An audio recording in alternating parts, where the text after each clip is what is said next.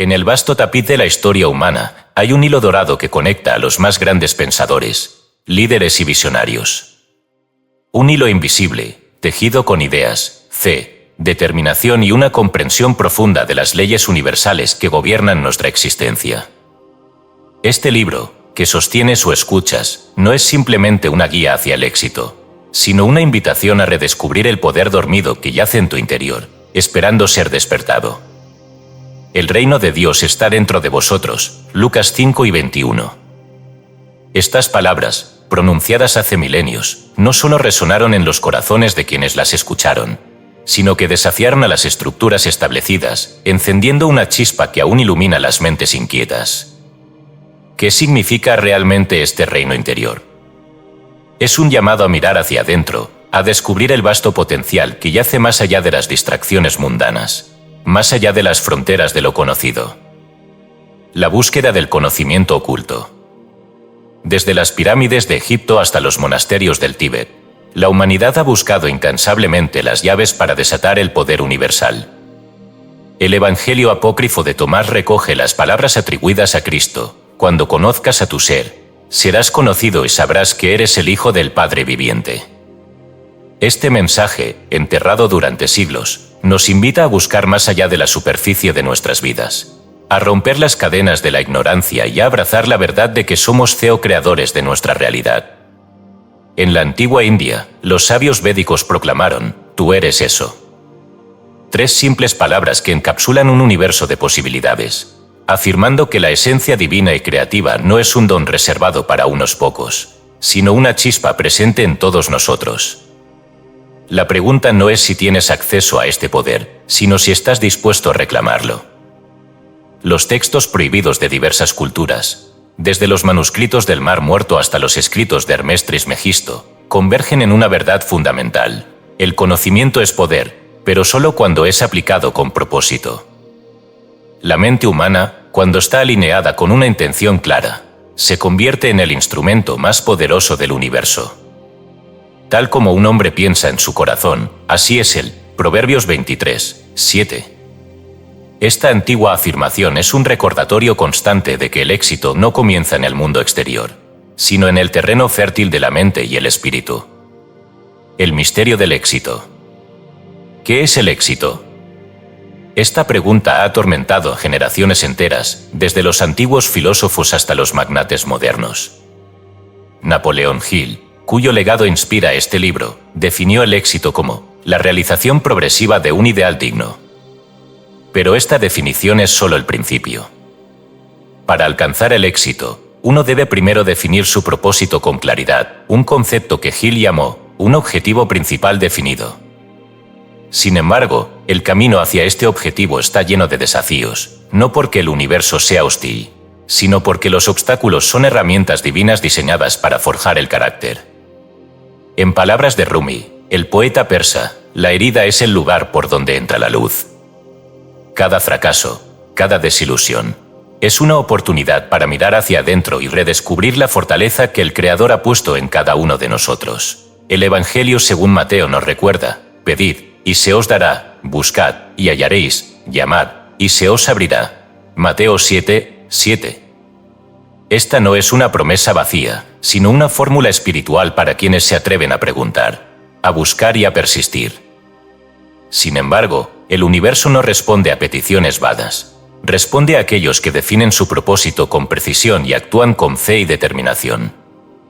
La ley oculta, la mente maestra. En las enseñanzas de Hill, emerge un concepto revolucionario: la mente maestra. Esta ley, desconocida para muchos, sostiene que cuando 2 o más mentes se unen en perfecta armonía, generan una fuerza invisible pero tangible que trasciende las limitaciones individuales. Hill lo describió como una fuerza psíquica que se origina en la coordinación armoniosa de 2 o más mentes. Pero esta idea no es nueva. Los antiguos textos del Tao Te Ching nos enseñan: el todo es mayor que la suma de sus partes. Incluso la ciencia moderna comienza a descubrir la verdad detrás de este principio. La física cuántica sugiere que la intención colectiva puede alterar la realidad.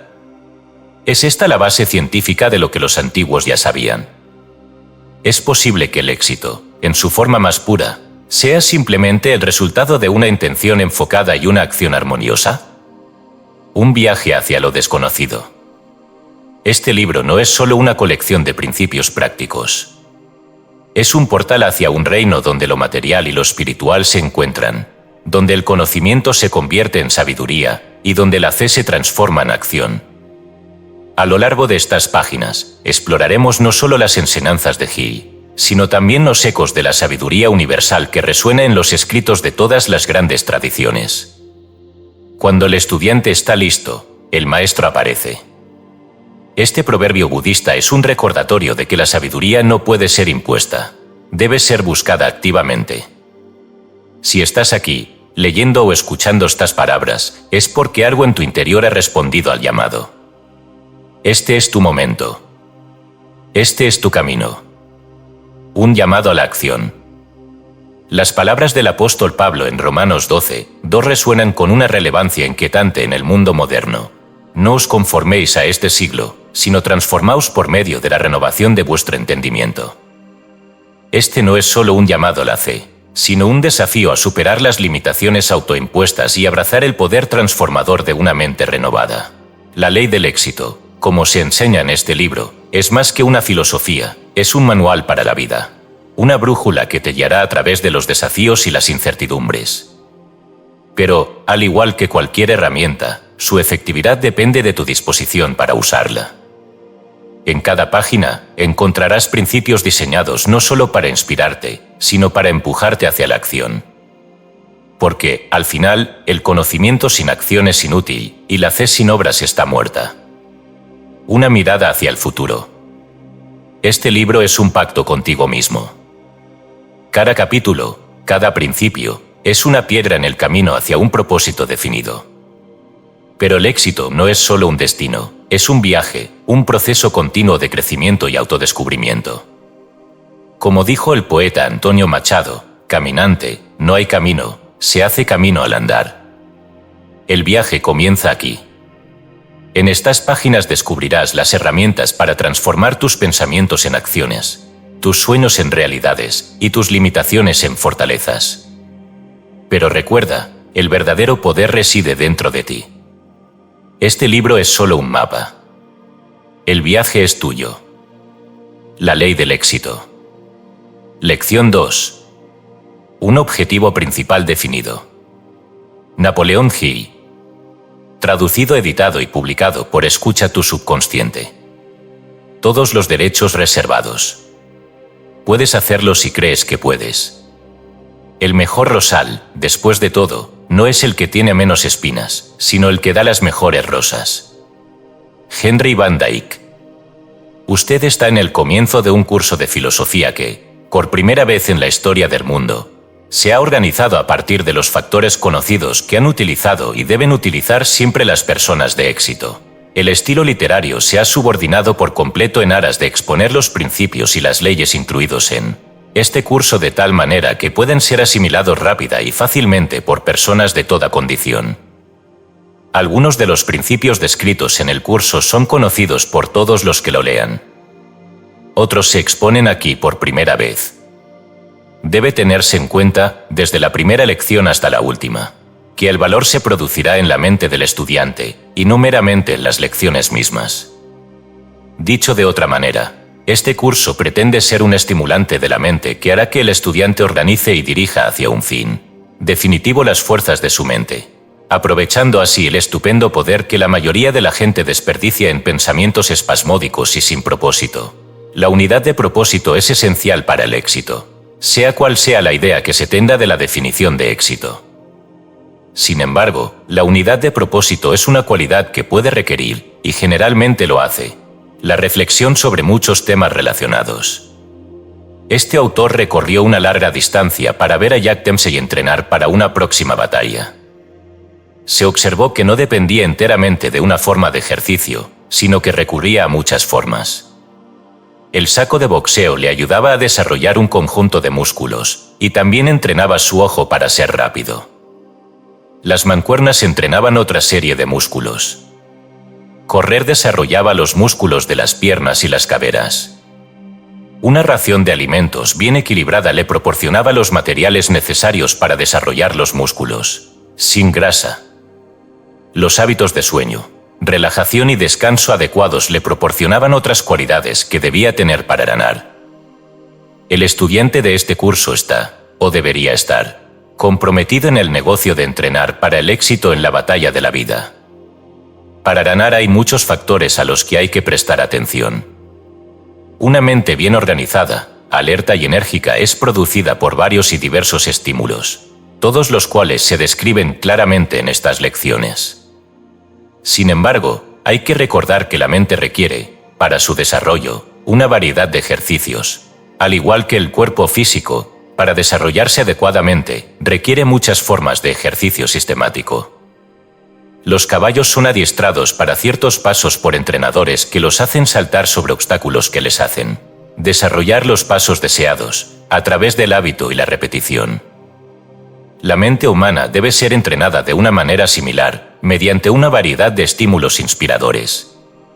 Antes de que se haya avanzado mucho en esta filosofía, se observará que la lectura de estas lecciones inducirá un flujo de pensamiento que cubre una amplia gama de temas.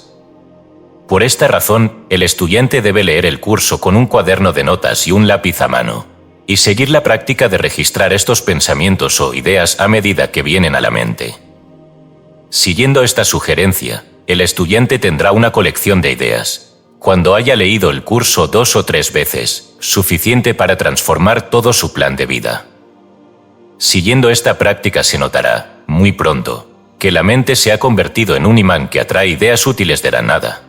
Para usar las palabras de un notable científico que ha experimentado con este principio durante un gran número de años.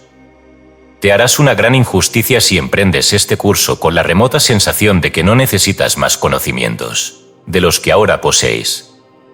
En realidad, ningún hombre sabe lo suficiente sobre un tema que merezca la pena como para sentir que tiene la última palabra sobre ese tema.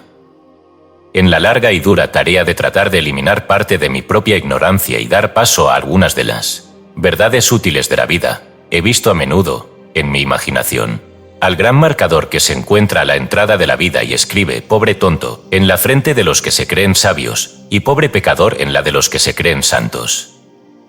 Lo que, traducido al lenguaje cotidiano, significa que ninguno de nosotros sabe mucho y que, por la propia naturaleza de nuestro ser, nunca podremos saber todo lo que necesitamos saber para vivir sanamente y disfrutar de la vida mientras vivimos.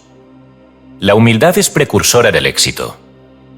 Hasta que no seamos humildes en nuestro propio corazón, no podremos sacar gran provecho de las experiencias y el pensamiento de los demás. Suena a predicación de la moral. Bueno, ¿y qué si lo hace?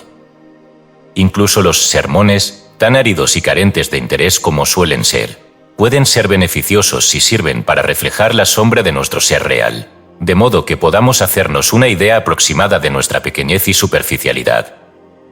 El éxito en la vida depende en gran medida de que conozcamos a los hombres. El mejor lugar para estudiar al hombre animal es en tu propia mente, haciendo un inventario lo más preciso posible de ti mismo. Cuando te conozcas a fondo, si es que lo haces, también sabrás mucho sobre los demás. Para conocer a los demás, no como parecen ser, sino como realmente son, estudiarlos a fondo. 1. La postura del cuerpo y la forma de caminar. El tono de la voz, su calidad, el tono, el volumen.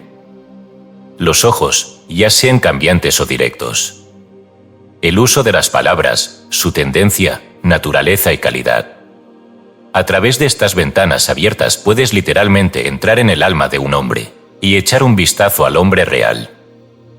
Yendo un paso más allá, si quieres conocer a los hombres, estúdialos, cuando se enfadan, cuando se está enamorado, cuando hay dinero de por medio, al comer, solo y sin ser observado, como ellos creen, al escribir, en caso de problemas, cuando alegre y triunfante, cuando se está abatido y derrotado, cuando se enfrenta a una catástrofe de naturaleza peligrosa, cuando se trata de dar una buena impresión a los demás, cuando se informa de la desgracia de otro, cuando se informa de la buena suerte de otro, cuando se pierde en cualquier tipo de juego deportivo, cuando se gana en el deporte, cuando esté solo, en estado de meditación.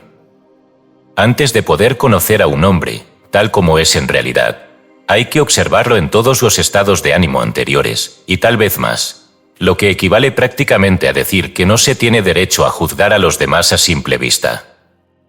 Las apariencias cuentan, de eso no cabe duda, pero las apariencias suelen ser engañosas. Este curso ha sido diseñado de tal manera que el estudiante que lo domine pueda hacer un inventario de sí mismo y de los demás con métodos que no sean de juicio rápido.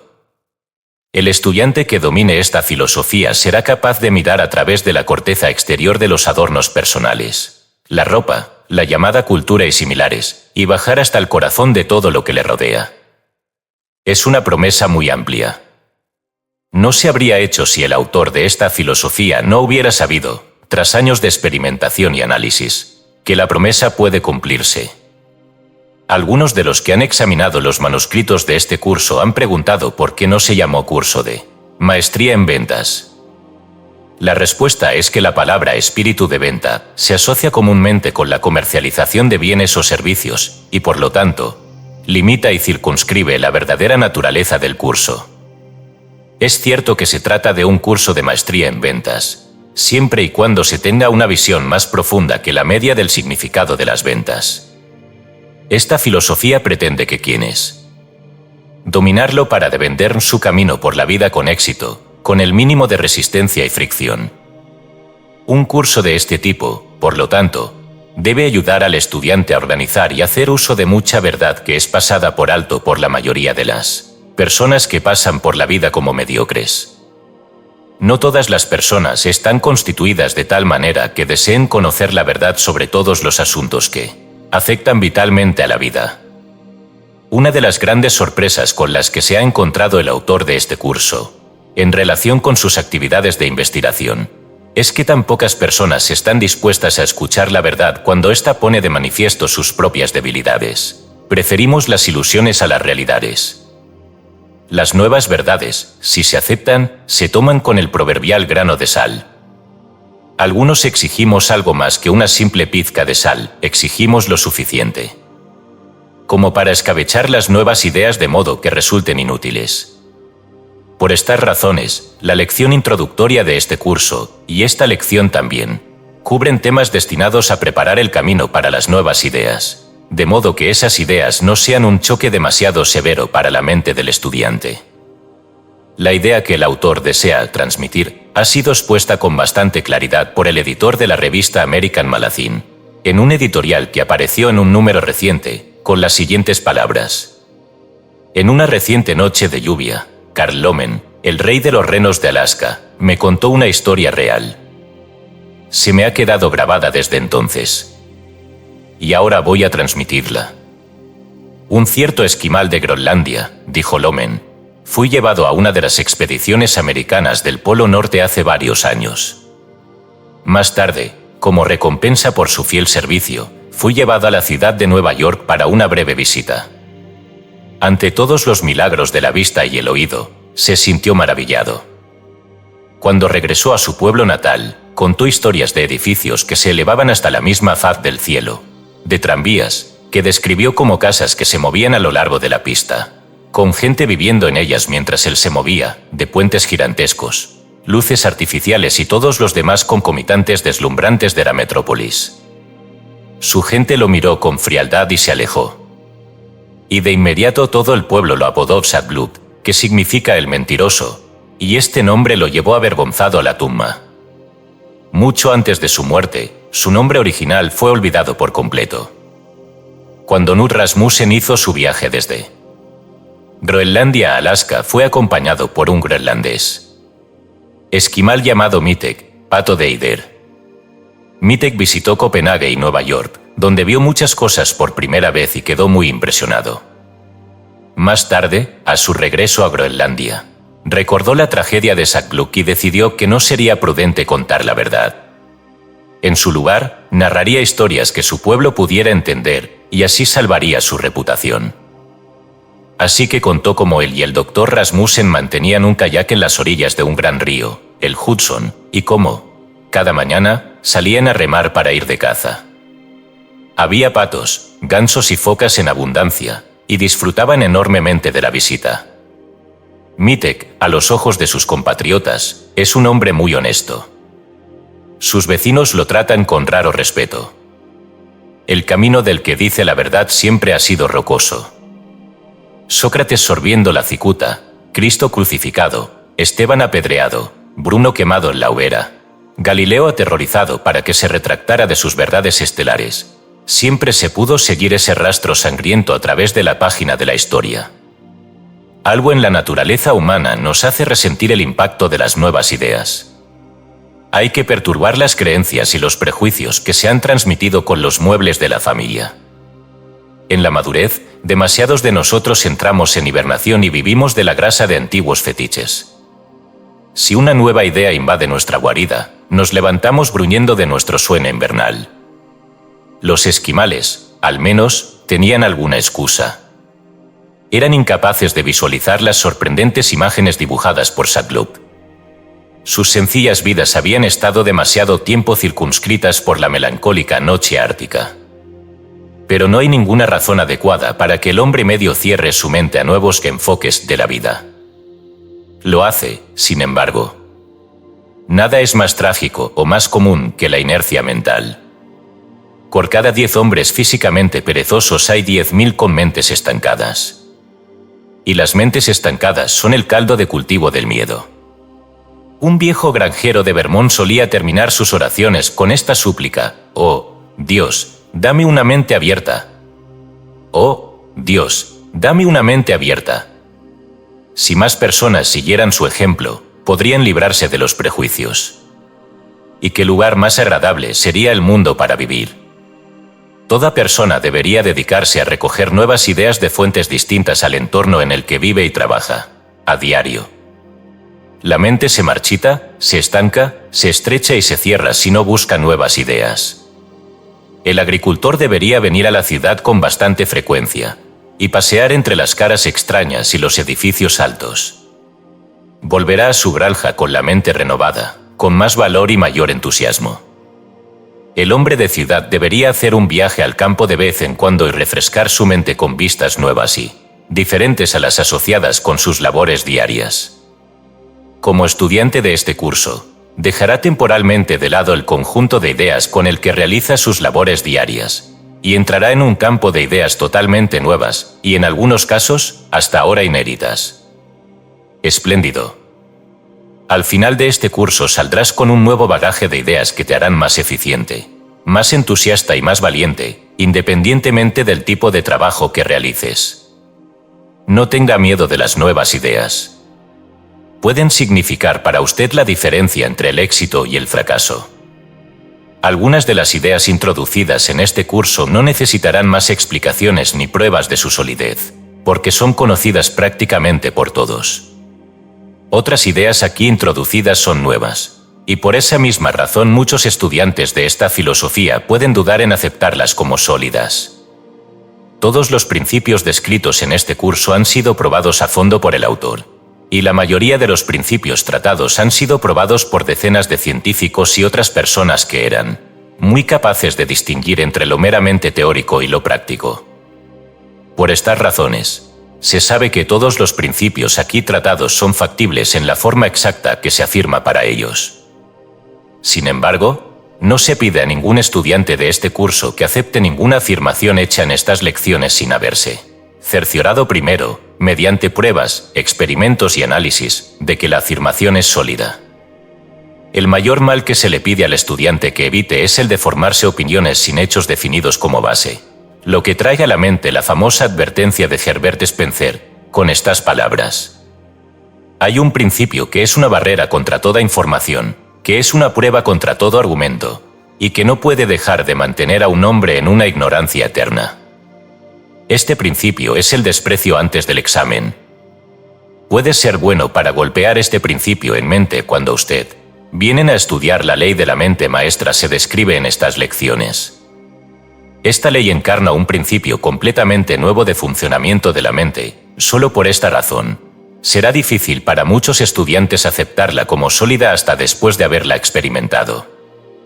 Sin embargo, cuando se considera el hecho de que se cree que la ley de la mente maestra es la base real de la mayoría de los logros de los que se consideran genios, esta ley adquiere un aspecto que exige algo más que opiniones de juicio rápido. Muchos hombres científicos, cuyas opiniones sobre el tema han sido dadas al autor de esta filosofía, creen que la ley de la mente maestra es la base de prácticamente todos los logros más importantes que resultan del esfuerzo grupal o cooperativo. El difunto Dr. Alexander Graham Bell dijo que creía que la ley de la mente maestra, tal como se ha descrito en esta filosofía, no solo era sólida, sino que todas las instituciones superiores de aprendizaje pronto enseñarían esa ley como parte de sus cursos de psicología. Charles P. Steinmetz dijo que había experimentado con la ley y había llegado a la misma conclusión que la expuesta en estas lecciones, mucho antes de hablar con el autor de la filosofía de la ley del éxito sobre el tema. Luther Burbank y John Burroughs hicieron declaraciones similares. Edison nunca fue interrogado sobre el tema, pero otras declaraciones suyas indican que avalaría la ley como una posibilidad, sino como una realidad. El Dr. Elmer Gates respaldó la ley en una conversación con este autor hace más de 15 años. El Dr. Gates es un científico de primer orden, junto con Steinmetz, Edison y Bell. El autor de esta filosofía ha hablado con decenas de hombres de negocios inteligentes que, aunque no eran científicos, admitieron que creían en la solidez de la ley de la mente maestra. Es difícilmente excusable, por lo tanto, que hombres de menor capacidad para juzgar tales asuntos se formen opiniones en cuanto a esta ley, sin una investigación seria y sistemática. Permítanme exponerles un breve resumen de lo que es esta lección y lo que pretende hacer por ustedes. Habiéndome preparado para el ejercicio de la abogacía, ofreceré esta introducción como una exposición de mi caso. Las pruebas que respaldan mis argumentos se presentarán en las 16 lecciones de las que se compone el curso. Los hechos a partir de los cuales se ha preparado este curso se han reunido a través de más de 25 años de experiencia empresarial y profesional, y mi única explicación del uso bastante libre del pronombre personal a lo largo del curso es que estoy escribiendo a partir de la experiencia de primera mano. Antes de que se publicara este curso de lectura sobre la ley del éxito, los manuscritos fueron enviados a 2 destacadas universidades con la petición de que fueran leídos por profesores competentes con el objeto de eliminar o corregir cualquier afirmación que pareciera poco sólida, desde el punto de vista económico. Esta petición fue recopilada y los manuscritos fueron examinados cuidadosamente, con el resultado de que no se hizo ni un solo cambio, a excepción de 1 o 2 ligeros cambios de redacción. Uno de los profesores que examinó los manuscritos se expresó, en parte, de la siguiente manera: es una tragedia que todos los niños y niñas que ingresan a la escuela secundaria no sean instruidos eficientemente en las 15 partes principales de su curso de lectura o la ley del éxito. Es lamentable que la gran universidad con la que estoy relacionado, y cualquier otra universidad, no incluya su curso como parte de su plan de estudios. En la medida en que este curso de lectura pretende ser un mapa o plano que le guiará en la consecución de esa codiciada meta llamada éxito, no sería bueno definir aquí el éxito. El éxito es el desarrollo del poder con el que se consigue lo que se quiere en la vida sin interferir en los derechos de los demás. Me gustaría hacer especial hincapié en la palabra poder porque está inseparablemente relacionada con el éxito. Vivimos en un mundo y en una época de intensa competencia, y la ley de la supervivencia del más fuerte está presente en todas partes. Por ello, todo aquel que quiera disfrutar de un éxito duradero debe conseguirlo mediante el uso del poder. ¿Y qué es el poder? El poder es energía o esfuerzo organizado. Este curso se llama apropiadamente la ley del éxito por la razón de que enseña cómo uno puede organizar los hechos y el conocimiento y las facultades de la propia mente en una unidad de poder. Este curso le trae una promesa definitiva, a saber, que a través de su dominio y aplicación puedes conseguir lo que quieras, con solo 2 palabras de calificación, dentro de lo razonable. Esta calificación tiene en cuenta su educación, su sabiduría o su falta de ella, su resistencia física, su temperamento y todas las demás cualidades mencionadas en las 16 lecciones de este curso como los factores más esenciales para alcanzar el éxito. Sin una sola excepción, aquellos que han alcanzado un éxito inusual lo han hecho, consciente o inconscientemente, a través de la ayuda de todos o una parte de los 15 factores principales de los que se compone este curso. Si usted duda de esta afirmación, entonces domine estas 16 lecciones para que pueda realizar el análisis con una precisión razonable y analice a hombres como Carnegie, Rockefeller, Hill, Hahnemann, Ford y otros de este tipo que han acumulado grandes fortunas de riqueza material, y verá que entendieron y aplicaron el principio del esfuerzo organizado que corre, como un cordón dorado de evidencia indiscutible, a lo largo de este curso. Hace casi 20 años entrevisté al señor Carnegie con el fin de escribir un artículo sobre él. Durante la entrevista le pregunté a qué atribuía su éxito. Con un alegre brillo los ojos dijo: «Joven, antes de responder a su pregunta, podría definir el término éxito». Después de esperar hasta que vio que me sentía algo avergonzado por su petición, continuó: «Por éxito te refieres a mi dinero, ¿no es así?». Le aseguré que el dinero era el término con el que la mayoría de la gente medía el éxito, y entonces dijo: «Oh, bueno, si quieres saber cómo he conseguido mi dinero, si eso es lo que usted llama éxito, responderé a su pregunta diciendo que tenemos una mente maestra aquí en nuestro negocio, y que esa mente está formada por más de una veintena de hombres que constituyen mi personal de superintendentes y gerentes y contables y químicos y otros tipos necesarios. Ninguna persona de este grupo es la mente maestra de la que hablo, pero la suma total de las mentes del grupo, coordinadas, organizadas y dirigidas a un fin definido en un espíritu de cooperación armoniosa, es el poder que consiguió mi dinero para mí. No hay dos mentes en el grupo que sean exactamente iguales, pero cada hombre del grupo hace lo que se supone que debe hacer y lo hace mejor de lo que podría hacerlo cualquier otra persona en el mundo. En ese momento se sembró en mi mente la semilla a partir de la cual se ha desarrollado este curso, pero esa semilla no echó raíces ni germinó hasta más tarde. Esta entrevista marcó el comienzo de años de investigación que condujeron, finalmente, al descubrimiento del principio de la psicología descrito en la lección introductoria como la mente maestra. Escuché todo lo que dijo el señor Carnegie, pero me hizo falta el conocimiento adquirido durante muchos años de contacto posterior con el mundo de los negocios para poder asimilar lo que dijo y captar y comprender claramente el principio que había detrás, que era nada más y nada menos que el principio del esfuerzo organizado en el que se basa este curso sobre la ley del éxito. El grupo de hombres de Carnegie constituía una mente maestra y esa mente estaba tan bien organizada, tan bien coordinada, tan poderosa, que podría haber acumulado millones de dólares para el señor Carnegie en prácticamente cualquier tipo de esfuerzo, de naturaleza comercial o industrial. El negocio del acero en el que se ocupó esa mente no fue más que un incidente en relación con la acumulación de la riqueza de Carnegie. La misma riqueza podría haberse acumulado si la mente maestra se hubiera dirigido al negocio del carbón o al negocio bancario o al negocio de comestibles, por la razón de que detrás de la mente estaba el poder, ese tipo de poder que se puede tener cuando se han organizado las facultades de la propia mente y se ha aliado con otras mentes bien organizadas para la consecución de un objetivo principal definido en la vida. Una cuidadosa comprobación con varios de los antiguos asociados de negocios del señor Carnegie, que se hizo después de que se iniciara este curso, demuestra de manera concluyente no solo que existe una ley como la que se ha llamado la mente maestra, sino que esta ley fue la principal fuente del éxito del señor Carnegie. Tal vez ningún hombre se asoció con Mr. Carnegie que lo conoció mejor que el señor C.M. Schwab. En las siguientes palabras, el señor Schwab ha descrito con gran precisión ese Valvosutí en la personalidad del señor Carnegie que le permitió ascender a alturas tan estupendas. Nunca conocí a un hombre con tanta imaginación, inteligencia viva y comprensión instintiva. Tenías la sensación de que sondeaba tus pensamientos y hacía un balance de todo lo que habías hecho o podrías hacer. Parecía captar tu próxima palabra antes de que fuera pronunciada. El juego de su mente era deslumbrante y su hábito de observación minuciosa le proporcionaba un cúmulo de conocimientos sobre innumerables asuntos. Pero su cualidad más destacada, de tan rica dotación, era el poder de inspirar a otros hombres. La confianza irradiaba de él.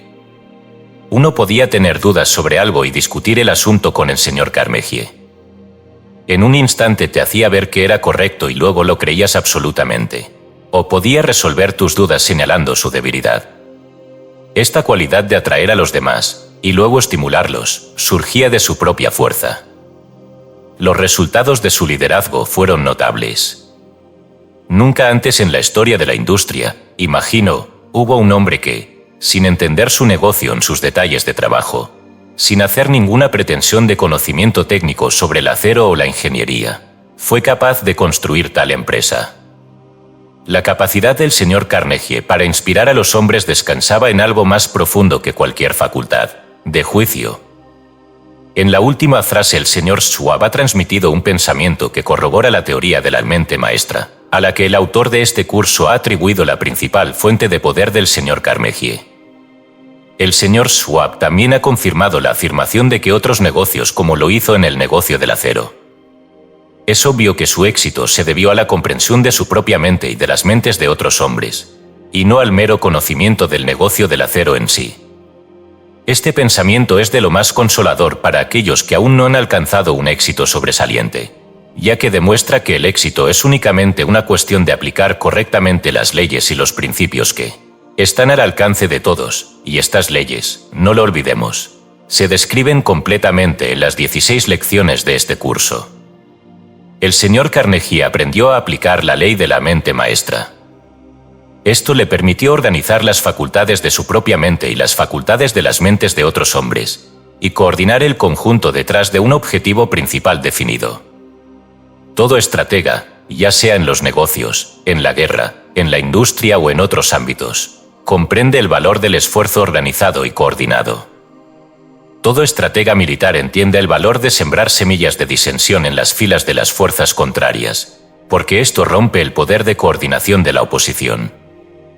Durante la última guerra mundial se oyó hablar mucho de los efectos de la propaganda, y no parece exagerado decir que las fuerzas desorganizadoras de la propaganda fueron mucho más destructivas que todas las armas y explosivos utilizados en la guerra. Uno de los puntos de inflexión más importantes de la guerra mundial se produjo cuando los ejércitos aliados se pusieron bajo la dirección del general francés Foch. Hay militares bien informados que afirman que esta fue la medida que supuso el fin de los ejércitos contrarios. Cualquier puente de ferrocarril moderno es un excelente ejemplo del valor del esfuerzo organizado, porque demuestra de forma sencilla y clara cómo miles de toneladas de peso pueden ser soportadas por un grupo comparativamente pequeño de barras y vigas de acero dispuestas de forma que el peso se reparte por todo el grupo. Había un hombre que tenía 7 hijos que siempre estaban discutiendo entre ellos. Un día los reunió y les informó de que quería demostrarles lo que significaba su falta de esfuerzo cooperativo. Había preparado un haz de 7 palos que había atado cuidadosamente. Pidió a sus hijos, uno por uno, que tomaran el manojo y lo rompieran. Cada hijo lo intentó, pero en vano. Entonces cortó las cuerdas y entregó uno de los palos a cada uno de sus hijos y le pidió que lo rompiera sobre su rodilla. Cuando todos los palos se rompieron con facilidad, dijo: cuando trabajáis juntos con espíritu de armonía os parecéis al haz de palos y nadie puede derrotaros. Pero cuando os peleáis entre vosotros cualquiera puede derrotaros de uno en uno. Hay una lección que vale la pena en esta historia del hombre y sus 7 hijos pendencieros, y puede aplicarse a la gente de una comunidad, a los empleados y a los empleadores de un determinado lugar de trabajo, o al Estado y a la nación en que vivimos. El esfuerzo organizado puede convertirse en un poder, pero también puede ser un poder peligroso a menos que sea guiado con inteligencia, que es la razón principal por la que la 16ª lección de este curso se dedica en gran medida a describir cómo dirigir el poder del esfuerzo organizado para que conduzca al éxito. Ese tipo de éxito que se basa en la verdad y la justicia y la equidad que conducen a la felicidad final. Una de las tragedias más destacadas de esta época de lucha y locura por el dinero es el hecho de que tan pocas personas se dediquen al esfuerzo que más les gusta. Uno de los objetivos de este curso es ayudar a cada estudiante a encontrar su nicho particular en el trabajo del mundo, donde se puede encontrar tanto la prosperidad material como la felicidad en abundancia. Para ello, la 16ª lección va acompañada de un cuadro de análisis del carácter. Esta tabla está diseñada para ayudar al estudiante a hacer un inventario de sí mismo y descubrir qué habilidad latente y fuerzas ocultas yacen dormidas dentro de él. Todo este curso pretende ser un estímulo que te permita verte a ti mismo y a tus fuerzas ocultas tal y como son, y que despierte en ti la ambición y la visión y la determinación que te hagan avanzar y reclamar lo que es tuyo por derecho. Hace menos de 30 años, un hombre trabajaba en el mismo taller que Henry Ford, haciendo prácticamente el mismo tipo de trabajo que él. Se ha dicho que este hombre era realmente un trabajador más competente en ese tipo particular de trabajo que Ford.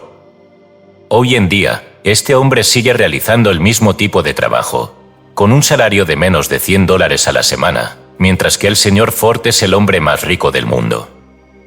¿Qué diferencia sobresaliente hay entre estos dos hombres que los ha separado tanto en términos de riqueza material?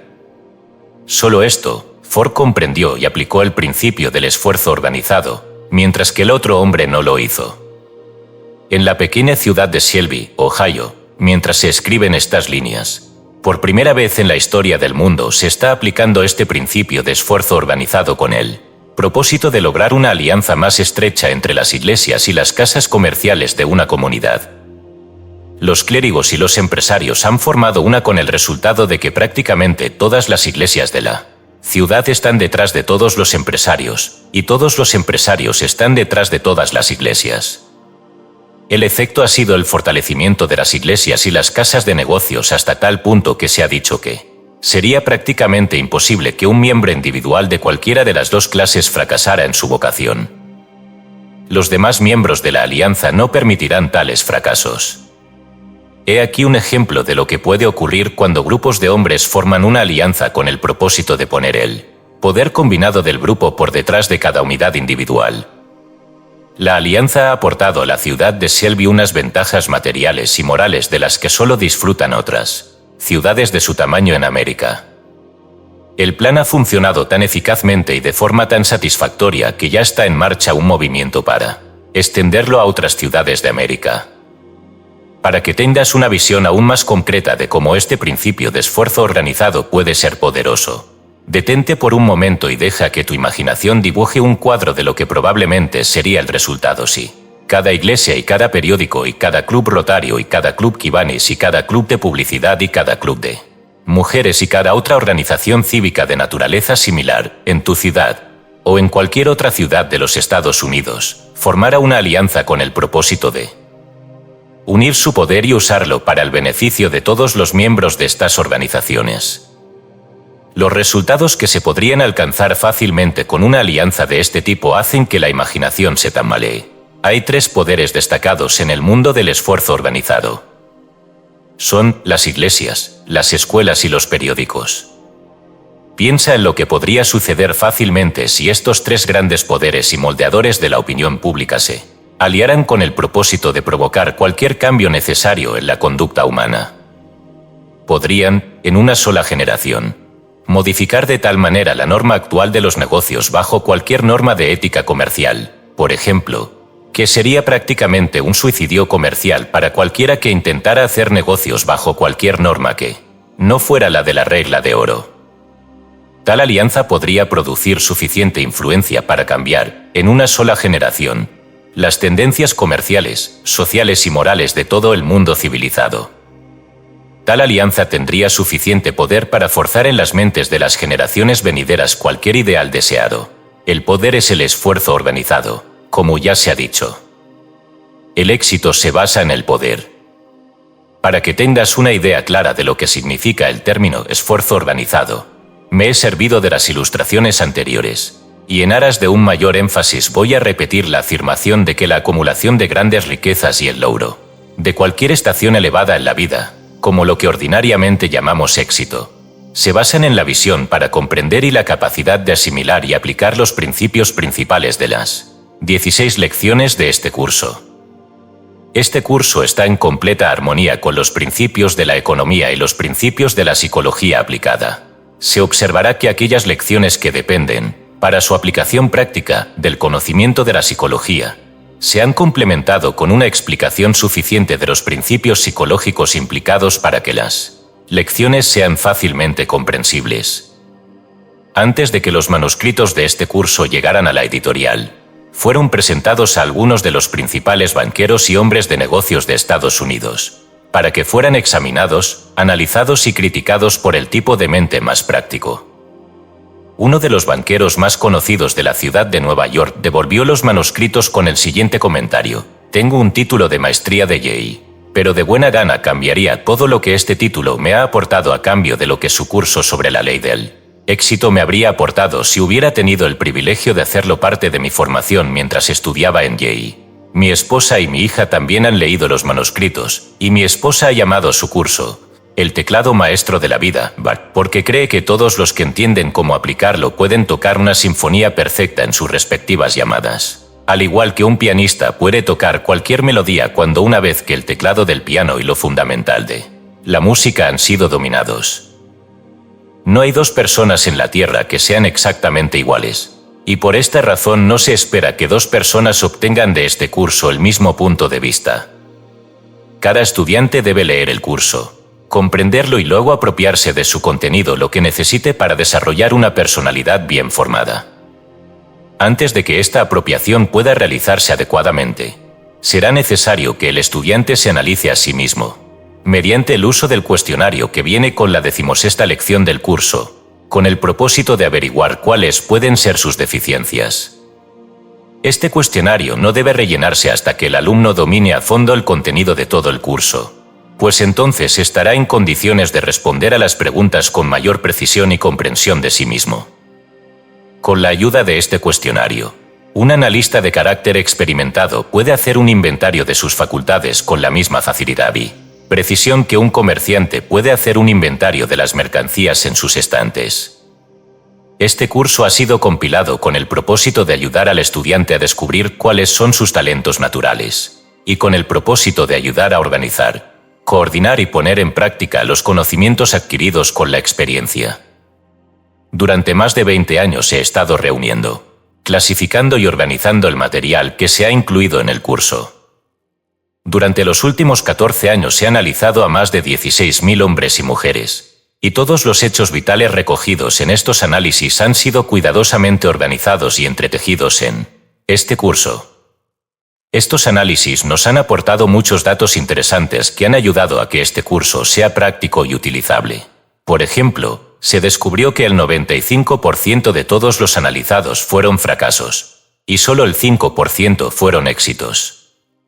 Por el término fracaso, se entiende que no habían logrado encontrar la felicidad y las necesidades ordinarias de la vida sin una lucha casi insoportable.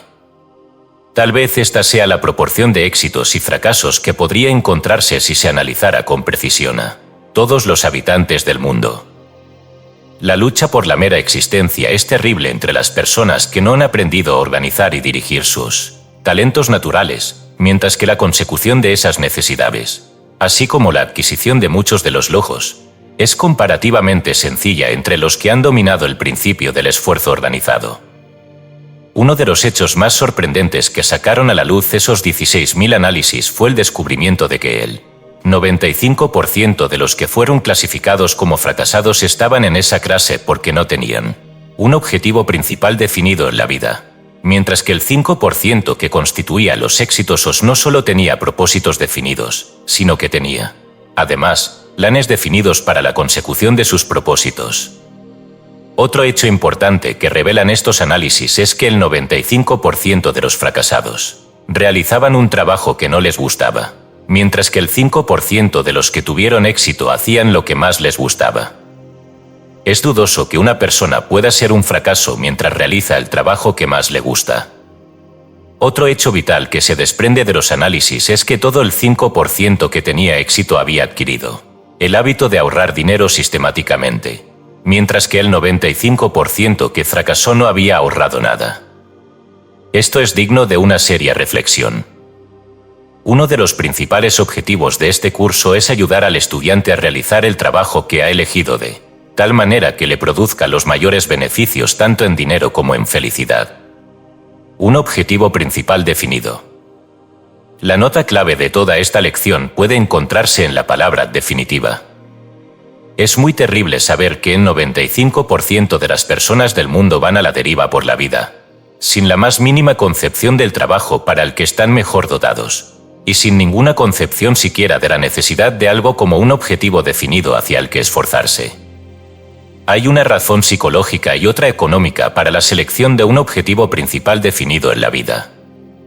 Dediquemos primero nuestra atención al aspecto psicológico de la cuestión.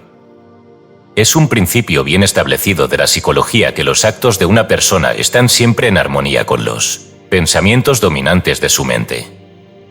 Cualquier objetivo principal definido que se fija deliberadamente en la mente y se mantiene allí, con la determinación de realizarlo, finalmente satura toda la mente subconsciente hasta que influye automáticamente en la acción física del cuerpo, hacia el logro de ese propósito.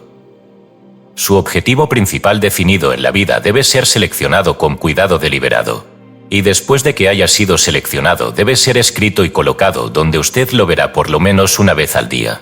El efecto psicológico de lo cual es imprimir este propósito en su mente subconsciente tan fuertemente que acepta ese propósito como un patrón o plano que eventualmente dominará sus actividades en la vida y lo conducirá, paso a paso, hacia el logro del objeto de ese propósito. El principio de la psicología a través del cual usted puede imprimir su objetivo principal definido en su mente subconsciente se llama autosugestión, o sugerencia que usted hace repetidamente a sí mismo. Se trata de un grado de autohipnotismo, pero no hay que temerlo por ello, ya que fue este mismo principio el que permitió a Napoleón pasar de la condición de corso pobre a la de dictador de Francia. Fue con la ayuda de este mismo principio que Thomas Edison se elevó desde el humilde comienzo de un carnicero de noticias hasta ser aceptado como el principal inventor del mundo. Fue con la ayuda de este mismo principio que Lincoln salvó el poderoso abismo entre su humilde nacimiento, en una cabaña de madera en las montañas de Kentucky, y la presidencia de la mayor nación del mundo. Fue con la ayuda de este mismo principio que Theodore Roosevelt se convirtió en uno de los líderes más agresivos que han llegado a la presidencia de los Estados Unidos. No debes temer al principio de la autosugestión, siempre que estés seguro de que el objetivo por el que te esfuerzas es uno que te traerá felicidad de naturaleza duradera.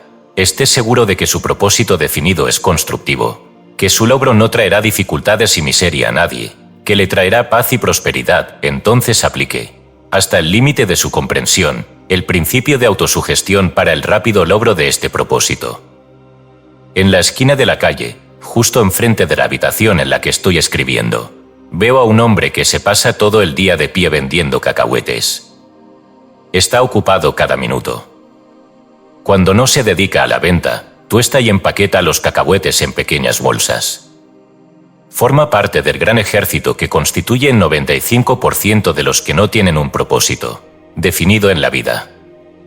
Está vendiendo cacahuetes, no porque le guste más ese trabajo que cualquier otro que pueda hacer, sino porque nunca se ha sentado a pensar en un propósito definido que le reporte mayores beneficios por su trabajo. Vende cacahuetes porque es un vagabundo en el mar de la vida. Y una de las tragedias de su trabajo es el hecho de que la misma cantidad de esfuerzo que pone en él, si se dirigiera hacia otras líneas, le daría un rendimiento mucho mayor. Otra de las tragedias del trabajo de este hombre es el hecho de que inconscientemente está haciendo uso del principio de autosugestión, pero lo está haciendo en su propia desventaja.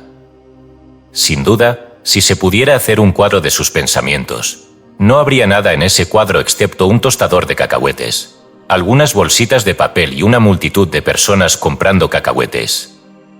Este hombre podría salir del negocio de los cacahuetes si tuviera la visión y la ambición de imaginarse así mismo en una vocación más rentable, y la perseverancia de mantener esa imagen ante su mente hasta que le influyera para dar los pasos necesarios para entrar en una vocación más rentable. Pone suficiente trabajo en su obra para obtener un rendimiento sustancial si ese trabajo se dirigiera a la consecución de un propósito definido que ofreciera mayores beneficios. Uno de mis mejores amigos personales es uno de los escritores y oradores más conocidos de este país. Hace unos 10 años se dio cuenta de las posibilidades de este principio de autosugestión y comenzó, inmediatamente, a aprovecharlo y ponerlo en práctica. Elaboró un plan para su aplicación que resultó ser muy eficaz. En aquella época no era ni escritor ni orador. Cada noche, justo antes de irse a dormir, cerraba los ojos y veía, en su imaginación, una larga mesa de consejo en la que colocaba, en su imaginación, a ciertos hombres conocidos cuyas características deseaba absorber en su propia personalidad. Al final de la mesa, colocaba a Lincoln, y a cada lado de la mesa colocaba a Napoleón, Washington, Emerson y Elbert Hubbard. Luego procedió a hablar con estas figuras imaginarias que había sentado en su mesa de consejo imaginaria, algo así: Señor Lincoln, deseo construir en mi propio carácter esas cualidades de paciencia y justicia hacia toda la humanidad y el agudo sentido del humor que fueron sus características sobresalientes. Necesito estas cualidades y no estaré satisfecho hasta que las haya desarrollado. Señor Washington, deseo construir en mi propio carácter esas cualidades de patriotismo, sacrificio y liderazgo que fueron sus características sobresalientes. Señor Emerson, deseo construir en mi propio carácter esas cualidades de visión y la capacidad de interpretar las leyes de la naturaleza tal como están escritas en las rocas de los muros de la prisión y en los árboles que crecen y en los arroyos que fluyen y en los rostros de los niños pequeños, que eran tus características más destacadas. Napoleón, deseo construir en mi propio carácter esas cualidades de autoconfianza y la habilidad estratégica para dominar los obstáculos y sacar provecho de los errores y desarrollar la fuerza a partir de la derrota, que eran sus características más destacadas. Señor Hubbard, deseo desarrollar la capacidad de igualar e incluso superar la habilidad que usted poseía para expresarse en un lenguaje claro, conciso y contundente. Noche tras noche, durante muchos meses, este hombre vio a estos hombres sentados alrededor de esa mesa de consejo imaginaria, hasta que finalmente imprimió sus características sobresalientes en su propia mente subconsciente con tanta claridad que comenzó a desarrollar una personalidad que era un compuesto de sus personalidades. La mente subconsciente puede ser comparada con un imán, y cuando se ha vitalizado y saturado completamente con cualquier propósito definido, tiene una tendencia decidida a atraer todo lo que es necesario para el cumplimiento de ese propósito. Lo semejante atrae a lo semejante, y puedes ver la evidencia de esta ley en cada brizna de hierba y en cada árbol en crecimiento. La bellota atrae del suelo y del aire los materiales necesarios para que crezca un roble. Nunca crece un árbol que sea en parte roble y en parte álamo. Cada grano de trigo que se planta en la tierra atrae los materiales necesarios para que crezca un tallo de trigo. Nunca se equivoca y cultiva tanto avena como trigo en el mismo tallo. Y los hombres también están sujetos a esta misma ley de atracción. Vayan a cualquier distrito de pensiones baratas en cualquier ciudad y allí encontrarán gente de la misma tendencia general de la mente asociada. Por otra parte, vaya a cualquier comunidad próspera y allí encontrará personas de las mismas tendencias generales asociadas entre sí. Los hombres que tienen éxito siempre buscan la compañía de otros que tienen éxito, mientras que los hombres que están en el lado desgarrado de la vida siempre buscan la compañía de aquellos que están en circunstancias similares. La miseria ama la compañía. El agua busca su nivel con ninguna certeza más fina que el hombre busca la compañía de aquellos que ocupan su mismo estatus general financiera y mentalmente. Un profesor de la Universidad de Yale y un vagabundo analfabeto no tienen nada en común. Se sentirían miserables si estuvieran juntos durante mucho tiempo. El aceite y el agua no se mezclan tan fácilmente como los hombres que no tienen nada en común. Todo ello nos lleva a esta afirmación. ¿Qué atraerás a personas que armonizan con tu propia filosofía de vida, lo desees o no? Siendo esto cierto, no puedes ver la importancia de vitalizar tu mente con un objetivo principal definido que atraiga hacia ti a personas que te sean de ayuda y no un obstáculo. Suponga que su objetivo principal definido está muy por encima de su posición actual en la vida. ¿Qué pasa con él? Es su privilegio, más aún, su deber, apuntar alto en la vida. Te debes a ti mismo y a la comunidad en la que vives el establecer un estándar alto para ti. No le cuentes al mundo lo que puedes hacer, muéstralo. Hay muchas pruebas que justifican la creencia de que nada dentro de lo razonable está más allá de la posibilidad de ser alcanzado por el hombre cuyo objetivo principal definido ha sido bien desarrollado. Hace algunos años, Louis Victor Eitinge fue condenado a cadena perpetua en la penitenciaría de Arizona. En el momento de su encarcelamiento, era un hombre malo en todos los sentidos, según sus propias confesiones. Además, se creía que moriría de tuberculosis en un año.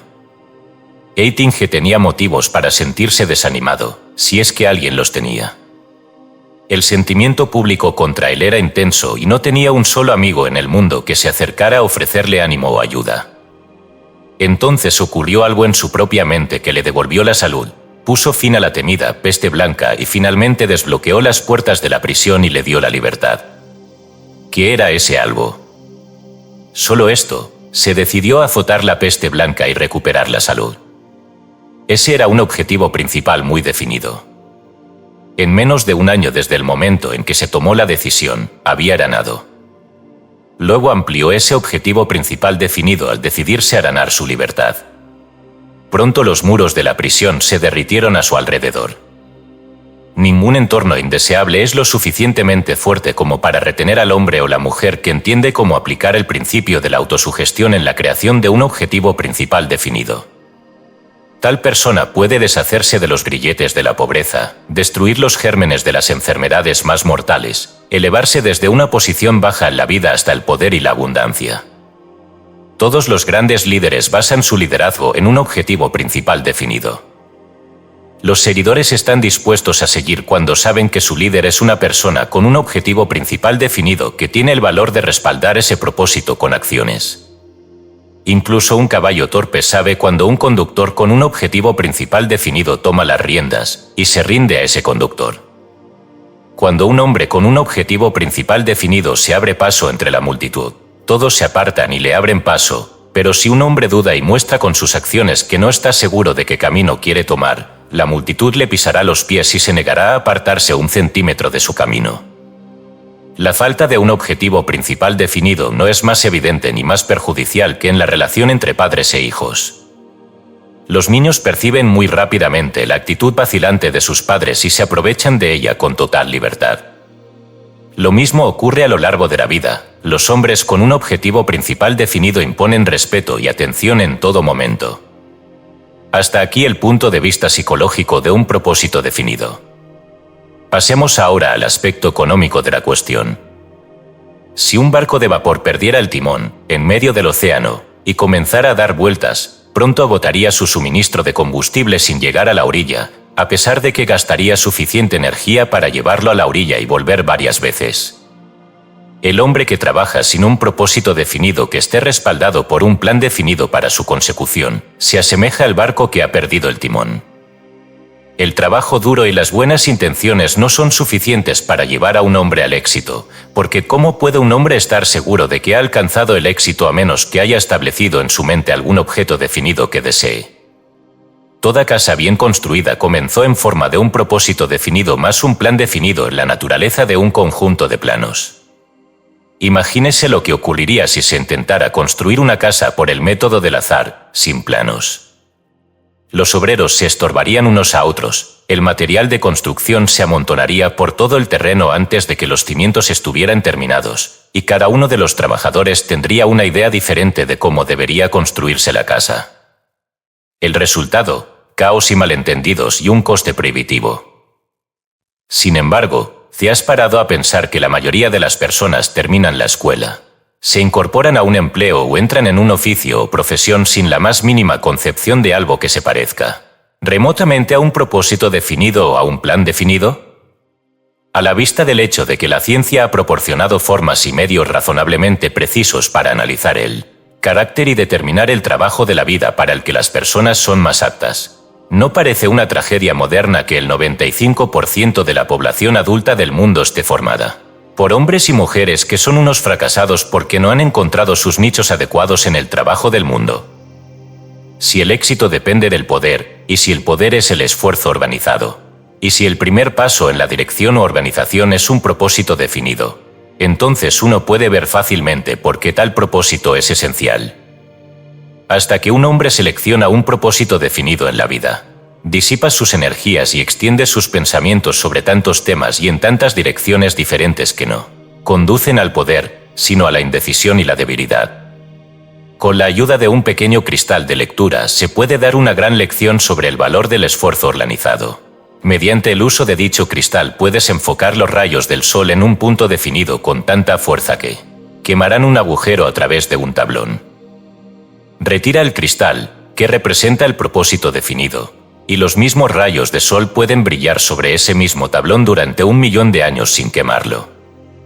1 millar de pilas eléctricas secas, cuando están debidamente organizadas y conectadas entre sí con cables, producirán suficiente energía para hacer funcionar una pieza de maquinaria de buen tamaño durante varias horas, pero tomad esas mismas pilas por separado, desconectadas, y ni una sola de ellas ejercería suficiente energía para hacer girar la maquinaria una sola vez. Las facultades de tu mente pueden ser comparadas con esas células secas. Cuando organizas tus facultades, según el plan establecido en las 16 lecciones de este curso de lectura sobre él, ley del éxito, y dirigirlos hacia la consecución de un propósito definido en la vida, entonces se aprovecha el principio cooperativo o acumulativo a partir del cual se desarrolla el poder, que se llama esfuerzo organizado. El consejo de Andrew Carnegie era este: coloca todos tus huevos en una cesta y luego vigila la cesta para que nadie la vuelque. Con ese consejo quería decir, por supuesto, que no debíamos disipar ninguna de nuestras energías participando en líneas internas. Carnegie era un sólido economista, y sabía que la mayoría de los hombres harían bien si aprovechaban y dirigían sus energías de manera que alguna cosa se hiciera bien. Cuando nació el plan de este curso de lectura, recuerdo que llevé el primer manuscrito a un profesor de la Universidad de Texas, y con un espíritu de entusiasmo le sugerí que había descubierto un principio que me ayudaría en todos los discursos públicos que pronunciara a partir de entonces, porque estaría mejor preparado para organizar y ordenar mis pensamientos. Él miró el esquema de los 15 puntos durante unos minutos. Luego se volvió hacia mí y me dijo: sí, tu descubrimiento va a ayudar a hacer mejores discursos, pero eso no es todo lo que hará.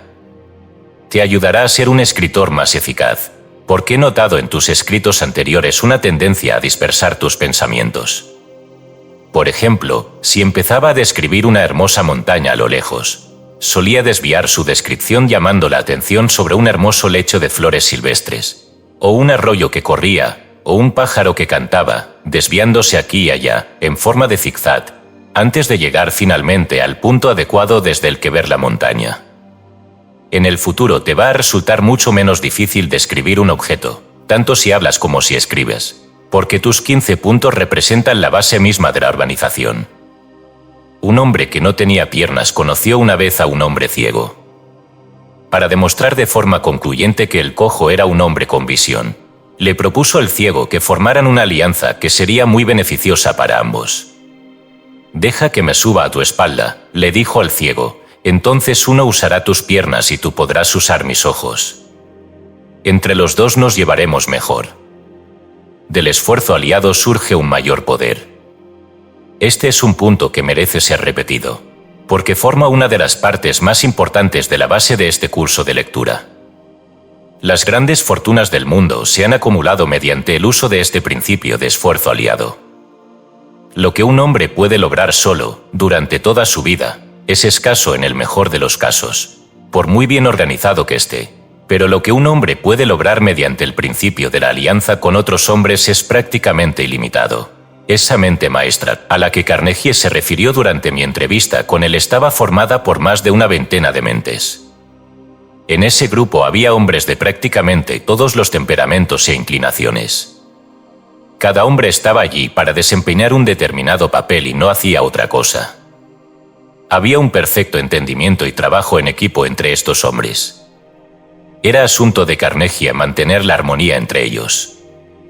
La mejor compensación por hacer cosas es la capacidad de hacer más. Y lo hizo maravillosamente bien. Si está familiarizado con el juego del fútbol sabe, por supuesto, que el equipo ganador es el que mejor coordina los esfuerzos de sus jugadores. El trabajo en equipo es lo que gana. Lo mismo ocurre en el gran juego de la vida. En tu lucha por el éxito, debes tener constantemente presente la necesidad de saber qué es lo que quieres, de saber con precisión cuál es tu propósito definido, y el valor del principio del esfuerzo organizado en la consecución de lo que constituye tu propósito definido. En cierto modo, casi todo el mundo tiene un propósito definido, a saber, el deseo de dinero. Pero esto no es un propósito definido en el sentido del término tal como se utiliza en esta lección. Antes de que tu propósito pueda considerarse definido, Aunque ese propósito fuera la acumulación de dinero, tendrías que llegar a una decisión sobre el método preciso a través del cual pretendes acumular ese dinero. No bastaría con que dijeras que ibas a ganar dinero dedicándote a algún tipo de negocio. Tendría que decidir qué tipo de negocio. También tendría que decidir dónde se ubicaría.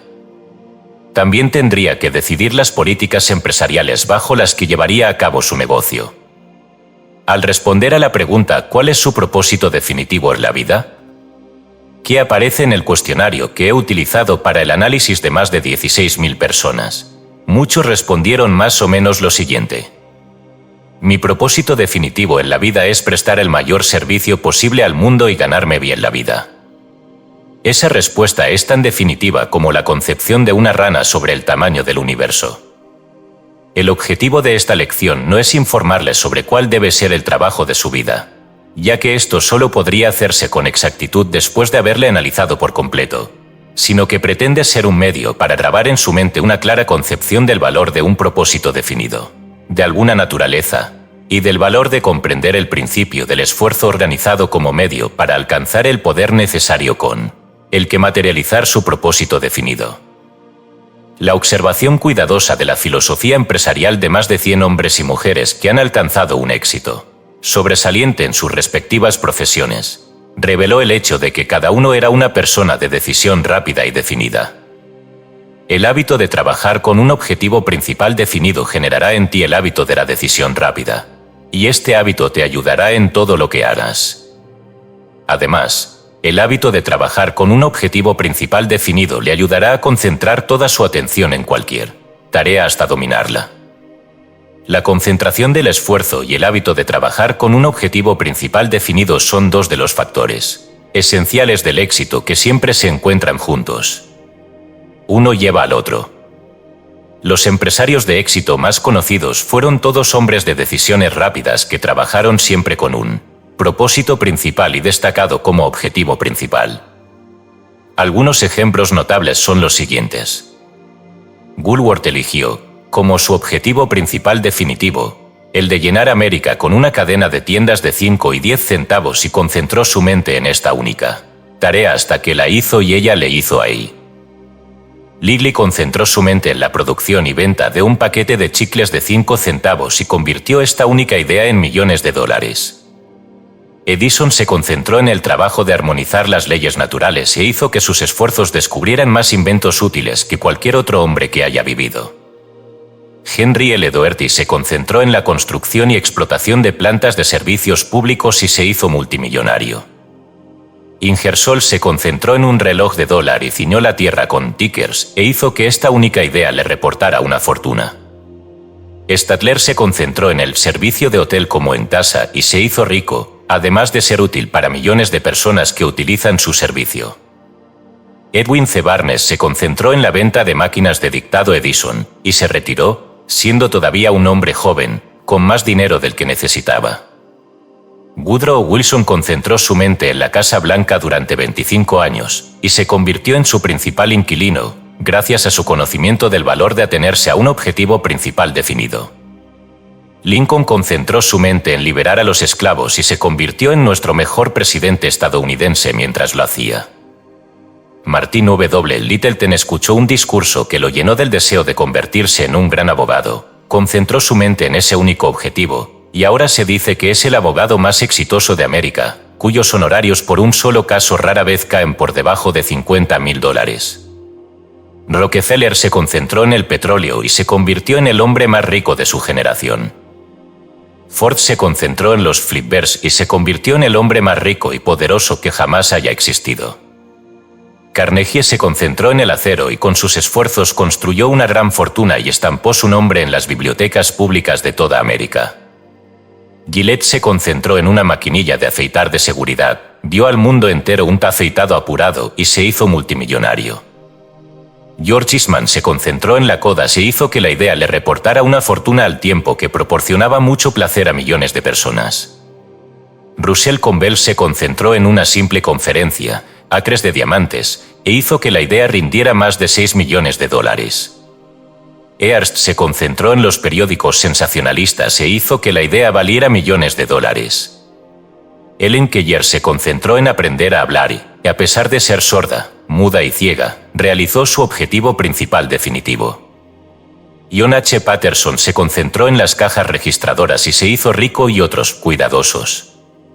El difunto Kaiser de Alemania se concentró en la guerra y obtuvo una gran dosis de ella. No olvidemos el hecho. Fleischmann se concentró en el humilde bizcocho de levadura y hizo que las cosas se jorobaran en todo el mundo. Cualquiera puede empezar, pero solo los purasangres. Will Finis. Marshall Fields se concentró en la mayor tienda de venta al por menor del mundo y he aquí que se alzó ante él una realidad. Philip Armour se concentró en el negocio de la carnicería y estableció una gran industria, así como una gran fortuna. Millones de personas se concentran, diariamente, en la pobreza y el fracaso y obtienen ambos en sobreabundancia. Los hermanos Wright se concentraron en el avión y dominaron el aire. Pullman se concentró en el coche cama y la idea le hizo rico y a millones de personas les hizo viajar cómodamente. La Liga Antisalón se concentró en la enmienda de prohibición y para bien o para mal, la hizo realidad. Así se verá que todos los que tienen éxito trabajan con algún objetivo definido y sobresaliente como objeto de sus labores. Hay algo que puedes hacer mejor que cualquier otra persona en el mundo. Busca hasta que descubras cuál es esa línea de trabajo en particular. Hazla objeto de tu objetivo principal definido y luego organiza todas tus fuerzas y atácala con la convicción de que vas a ganar.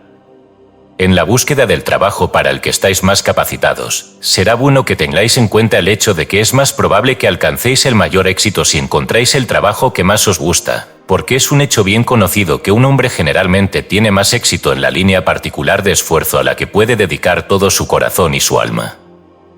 Volvamos, en aras de la claridad y el énfasis, a los principios psicológicos en los que se basa esta lección, porque significará una pérdida que no puedes permitirte si no captas la verdadera razón para establecer un objetivo principal definido en tu mente.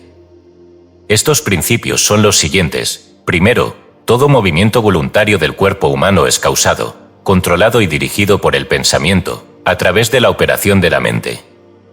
Segundo, la presencia de cualquier pensamiento o idea en tu conciencia tiende a producir un sentimiento asociado y a impulsarte a transformar ese sentimiento en una acción muscular apropiada que esté en perfecta armonía con la naturaleza del pensamiento. Por ejemplo, si usted piensa en guiñar el ojo y no hay influencias o pensamientos contrarios en su mente en ese momento para detener la acción, el nervio motor llevará su pensamiento desde la sede de gobierno, en su cerebro, y la acción muscular apropiada o correspondiente tiene lugar inmediatamente. Este principio se plantea desde otro punto de vista. Por ejemplo, eliges un propósito definido como tarea de tu vida y te decides a llevar a cabo ese propósito. Desde el mismo momento en que haces esta elección, este propósito se convierte en el pensamiento dominante en tu conciencia, y estás constantemente en alerta para los hechos, la información y el conocimiento con el que lograr ese propósito. Desde el momento en que usted planta un propósito definido en su mente comienza, tanto consciente como inconscientemente, a reunir y almacenar el material con el que va a lograr ese propósito. El deseo es el factor que determina cuál será tu propósito definitivo en la vida. Nadie puede seleccionar tu deseo dominante por ti, pero una vez que lo seleccionas tú mismo, se convierte en tu objetivo principal definitivo y ocupa el centro de atención de tu mente hasta que se satisface mediante la transformación en realidad, a menos que permitas que sea apartado por deseos conflictivos. Para enfatizar el principio que estoy tratando de aclarar aquí, creo que no es irrazonable sugerir que para estar seguro de un logro exitoso, el objetivo principal definido de uno en la vida debe estar respaldado por un deseo ardiente de su logro. He observado que los muchachos y muchachas que ingresan a la universidad y pagan sus estudios trabajando parecen sacar más provecho de sus estudios que aquellos cuyos gastos son pagados por ellos. El secreto de esto puede encontrarse en el hecho de que aquellos que están dispuestos a trabajar hasta el final son bendecidos con un ardiente deseo de educación, y tal deseo, si el objeto del deseo está dentro de lo razonable, es prácticamente seguro de realización. La ciencia ha establecido, más allá del más mínimo espacio para la duda, que a través del principio de la autosugestión cualquier deseo profundamente arraigado satura todo el cuerpo y la mente con la naturaleza del deseo y literalmente transforma la mente en un poderoso imán que atraerá el objeto del deseo, si está dentro de lo razonable. Para iluminar a aquellos que no puedan interpretar correctamente el significado de esta afirmación, me esforzaré en exponer este principio de otra manera. Por ejemplo, el mero hecho de desear un automóvil no hará que ese automóvil venga rodando, pero si hay un deseo ardiente de un automóvil, ese deseo conducirá a la acción apropiada a través de la cual se puede pagar un automóvil. El mero deseo de libertad nunca liberaría a un hombre confinado en la cárcel si no fuera lo suficientemente fuerte como para que hiciera algo que le diera derecho a la libertad. Estos son los pasos que llevan del deseo a la realización. Primero el deseo ardiente, luego la cristalización de ese deseo en un propósito definido, luego la suficiente acción para lograr ese propósito. Recuerda que estos 3 pasos son siempre necesarios para asegurar el éxito. Una vez conocí a una chica muy pobre que tenía un deseo ardiente de tener un marido rico, y finalmente lo consiguió, pero no sin haber transformado ese deseo en el desarrollo de una personalidad muy atractiva que, a su vez, atrajo al marido deseado. Una vez tuve el ardiente deseo de poder analizar el carácter con precisión y ese deseo era tan persistente y estaba tan arraigado que prácticamente me llevó a investigar y estudiar a los hombres y las mujeres durante 10 años. George S. Parker fabrica una de las mejores plumas estilográficas del mundo, y a pesar de que su negocio se lleva a cabo desde la pequeña ciudad de Janesville, Wisconsin, ha extendido su producto por todo el mundo y tiene su pluma a la venta en todos los países civilizados del mundo. Hace más de 20 años, el señor Parker se fijó un propósito concreto en su mente, y ese propósito era producir la mejor pluma estilográfica que el dinero pudiera comprar.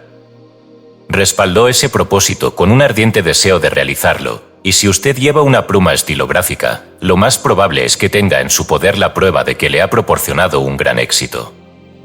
Usted es un contratista y constructor, y, al igual que los hombres que construyen casas de mera madera y ladrillo y acero, debe elaborar un conjunto de planes tras los cuales dar forma a su edificio de éxito. Usted vive en una época maravillosa, en la que los materiales que se utilizan para el éxito son abundantes y baratos. Tienes a tu disposición en los archivos de las bibliotecas públicas se encuentran los resultados cuidadosamente compilados de 2000 años de investigación que cubren prácticamente todas las líneas de trabajo posibles en las que uno desearía participar. Si quieres ser predicador, tienes a mano toda la historia de lo que han aprendido los hombres que te han precedido en este campo. Si quieres ser mecánico, tienes a mano toda la historia de las invenciones de las máquinas y el descubrimiento y los usos de los metales y las cosas metálicas de la naturaleza. Si quieres ser abogado, tienes a tu disposición toda la historia del procedimiento legal. A través del Departamento de Agricultura, en Washington, tienes a tu disposición todo lo que se ha aprendido sobre la agricultura y la ganadería, donde puedes utilizarlo si deseas encontrar tu trabajo de vida en este campo.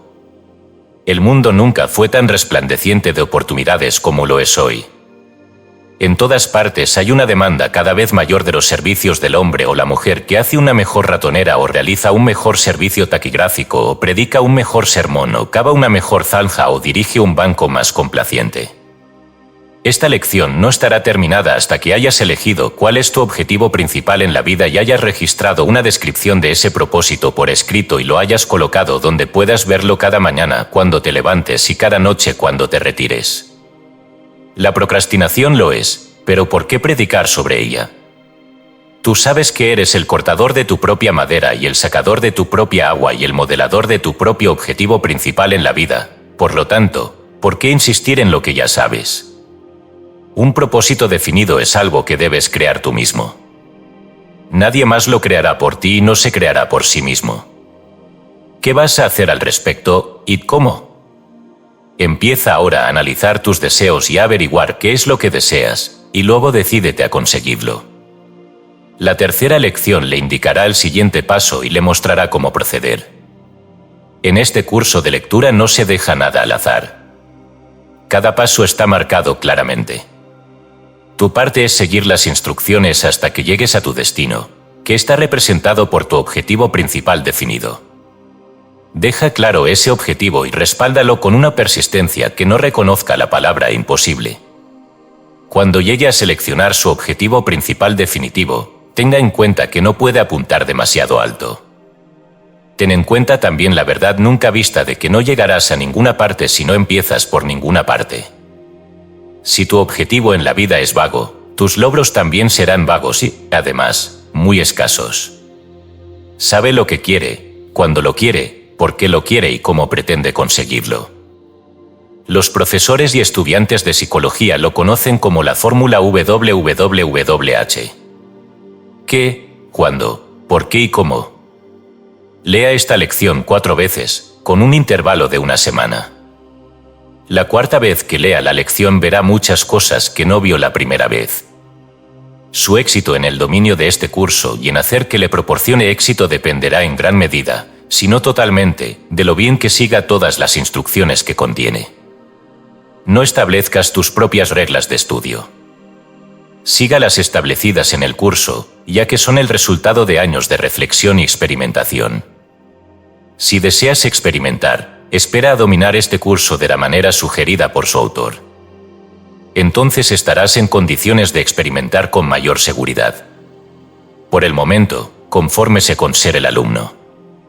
Esperemos que se convierta en el maestro y en el estudiante después de haber seguido el curso hasta que lo haya dominado. Si sigues las instrucciones establecidas en este curso para guiar a sus estudiantes, no puedes fallar más de lo que el agua puede correr cuesta arriba por encima del nivel de su fuente. Instrucciones para aplicar los principios de esta lección. A través de la lección introductoria de este curso, usted se familiarizó con el principio de la psicología conocido como la mente maestra. Ahora estás listo para empezar a utilizar este principio como medio para transformar tu objetivo principal definido en realidad. Debe haber pensado que uno podría no tener un objetivo principal definido a menos que tenga, también, un plan muy definido y práctico para hacer que ese objetivo se convierta en realidad. El primer paso es decidir cuál es tu principal objetivo en la vida. El siguiente paso es redactar una declaración clara y concisa de este objetivo. A continuación, debes exponer por escrito el plan o los planes con los que pretendes alcanzar el objeto de tu objetivo. Su siguiente y último paso será la formación de una alianza con alguna persona o personas que cooperen con usted para llevar a cabo estos planes y transformar su objetivo principal definido en realidad. El propósito de esta alianza amistosa es emplear la ley de la mente maestra en apoyo de tus planes. La alianza debe hacerse entre usted y aquellos que tienen sus más altos y mejores intereses en el corazón. Si usted es un hombre casado, su esposa debe ser uno de los miembros de esta alianza, siempre que exista entre ustedes un estado normal de confianza y simpatía. Otros miembros de esta alianza pueden ser tu madre, tu padre, tus hermanos o hermanas, o algún amigo o amigos cercanos. Si eres una persona soltera, tu pareja, si la tienes, debe convertirse en un miembro de tu alianza. Esto no es una broma. Ahora estás estudiando una de las leyes más poderosas de la mente humana, y servirás a tus propios intereses siguiendo seria y seriamente las reglas establecidas en esta lección, aunque no estés seguro de a dónde te llevarán. Aquellos que se unan a usted en la formación de una alianza amistosa con el propósito de ayudarle en la creación de una mente maestra deben firmar, con usted, su declaración del objeto de su objetivo principal definido. Cada uno de los miembros de su alianza debe estar plenamente informado de la naturaleza de su objetivo al formar la alianza. Además, cada miembro debe estar de acuerdo con este objetivo y en plena simpatía con usted. Cada miembro de tu alianza debe recibir una copia escrita de tu declaración de tu objetivo principal definido. Sin embargo, con esta excepción, se le instruye explícitamente a mantener el objeto de su objetivo principal para usted. El mundo está lleno de dudosos y no le hará ningún bien a su causa tener a estas personas con cerebro de trapo burlándose de usted y de sus ambiciones. Recuerda que lo que necesitas es un estímulo amistoso y ayuda, no burlas ni dudas. Si creéis en la oración, se os ha instruido para que haráis de vuestro objetivo principal el objeto de vuestra oración, al menos una vez cada 24 horas, y más a menudo si es conveniente. Si crees que hay un Dios que puede y quiere ayudar a los que se esfuerzan seriamente por prestar un servicio constructivo en el mundo, seguramente sientes que tienes derecho a pedirle ayuda para lograr lo que debería ser lo más importante en tu vida. Si los que han sido invitados a unirse a tu alianza amistosa creen en la oración, pídeles también que incluyan el objeto de esta alianza como parte de su oración diaria. Viene, ahora, una de las reglas más esenciales que debes seguir. Acuerda con uno o todos los miembros de tu alianza amistosa que te declaren, en los términos más positivos y definidos que estén a su alcance, que saben que puedes y que realizarás el objetivo de tu objetivo principal. Esta afirmación o declaración debe hacérsele por lo menos una vez al día, más a menudo si es posible. Estos pasos deben seguirse con perseverancia, con plena fe en que le llevarán a donde desea ir. No bastará con llevar a cabo estos planes durante unos días o unas semanas y luego suspenderlos. Debe seguir lo descrito. Procedimiento hasta alcanzar el objeto de su objetivo principal definido, sin importar el tiempo requerido. De vez en cuando puede ser necesario cambiar los planes que has adoptado para la consecución del objeto de tu objetivo principal definido. Haz estos cambios sin dudarlo. Ningún ser humano tiene la suficiente previsión para construir planes que no necesiten alteraciones o cambios. Si algún miembro de tu alianza amistosa pierde la fe en la ley conocida como mente maestra, retíralo inmediatamente y sustitúyelo por otra persona. Andrew Carnegie declaró al autor de este curso que había encontrado necesario reemplazar a algunos de los miembros de su mente maestra. De hecho, declaró que prácticamente todos los miembros de los que se componía originalmente su alianza habían sido, con el tiempo, retirados y sustituidos por alguna otra persona que pudiera adaptarse con más lealtad y entusiasmo al espíritu y al objeto de la alianza. No se puede tener éxito cuando se está rodeado de asociados desleales y poco amistosos, no importa cuál sea el objeto de su objetivo principal definido. El éxito se basa en la lealtad, la fe, la sinceridad, la cooperación y las demás fuerzas positivas con las que uno debe recargar su entorno. Sí, tuvo éxito, pero casi fracasó. Así lo hicieron Robert Fulton y Abraham Lincoln y casi todos los demás a los que llamamos exitosos. No hay hombre que haya logrado un éxito que valga la pena que no se haya encontrado, en un momento u otro, con al menos un pie colgando al borde del fracaso. Muchos de los estudiantes de este curso querrán formar alianzas amistosas con aquellos con los que están asociados, profesionalmente o en los negocios, con el objeto de lograr el éxito en su negocio o profesión. En tales casos, deben seguirse las mismas reglas de procedimiento que se han descrito aquí. El objeto de su objetivo principal definido puede ser uno que le beneficie individualmente, o puede ser uno que beneficie al negocio o profesión con el que está conectado. La ley de la mente maestra funcionará igual en ambos casos. Si fallas, temporal o permanentemente, en la aplicación de esta ley, será por la razón de que algún miembro de tu alianza no entró en el espíritu de la misma con fe, lealtad y sinceridad de propósito. La última frase merece una segunda lectura. El objeto de tu objetivo principal definido debe convertirse en tu hobby. Debes montar este hobby continuamente, debes dormir con él, comer con él, jugar con él, trabajar con él, vivir con él y pensar con él. Cualquier cosa que desees puedes conseguirla si la deseas con la suficiente intensidad y sigues deseándola, siempre y cuando el objeto deseado esté dentro de lo razonable y creas realmente que lo conseguirás. Sin embargo, hay una diferencia entre simplemente desear algo y creer realmente que lo vas a conseguir. La falta de comprensión de esta diferencia ha significado el fracaso para millones de personas. Los hacedores son los creyentes en todos los ámbitos de la vida. Los que creen que pueden lograr el objeto de su objetivo principal definido no reconocen la palabra imposible. Tampoco reconocen la derrota temporal. Saben que van a tener éxito, y si un plan fracasa lo sustituyen rápidamente por otro. Todos los logros dignos de mención se encontraron con algún tipo de revés temporal antes de que llegara el éxito. Edison hizo más de 10.000 experimentos antes de conseguir que la primera máquina parlante grabara las palabras Mary Adalid Oldham. Si hay una palabra que debe resaltar en tu mente en relación con esta lección, es la palabra persistencia. Ahora tienes en tu poder la llave maestra del logro. Solo tienes que abrir la puerta del templo del conocimiento y entrar. Pero debes ir al templo, no vendrá a ti. Si estas leyes son nuevas para ti, el camino no será fácil al principio. Muy pronto llegarás a la cima de la montaña que has estado escalando, y contemplarás, en los valles de abajo, la rica finca del conocimiento que será tu recompensa por tu fe y tus esfuerzos. Todo tiene un precio. No existe la posibilidad de algo por nada. En tus experimentos con la ley de la mente maestra estás jugando con la naturaleza, en su forma más elevada y noble. La naturaleza no puede ser engañada ni engañada. Ella te cederá el objeto de tus luchas solo después de que hayas pagado su precio, que es el esfuerzo continuo, inseguro y persistente. ¿Qué más se puede decir sobre este tema? Se te ha mostrado qué hacer, cuándo hacerlo, cómo hacerlo y por qué debes hacerlo. Si domina la siguiente lección, sobre la confianza en sí mismo, tendrá entonces la fe en sí mismo que le permitirá llevar a cabo las instrucciones establecidas para su vía en esta lección. El descuido de ampliar su visión ha hecho que algunos hombres sigan haciendo una sola cosa toda su vida. A lo largo de este viaje, hemos explorado un conjunto de principios atemporales que trascienden fronteras culturales, épocas y disciplinas.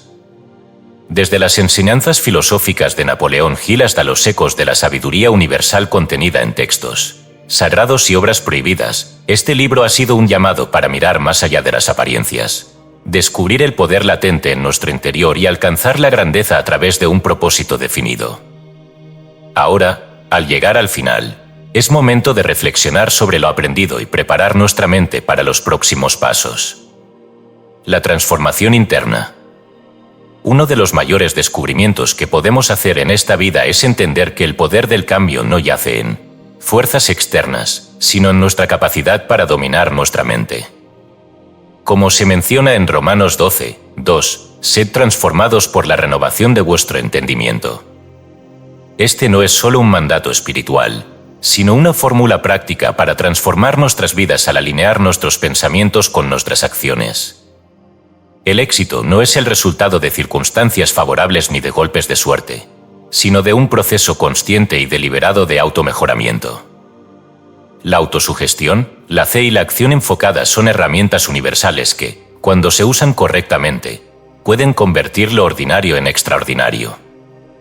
Hemos aprendido que no hay límites para lo que podemos lograr cuando nuestra mente está alineada con un propósito definido y nuestras acciones reflejan ese enfoque.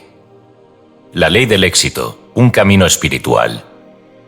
En las escrituras védicas encontramos un recordatorio poderoso: el hombre es su deseo. Tal como es su deseo, así es su voluntad. Tal como es su voluntad, así son sus acciones.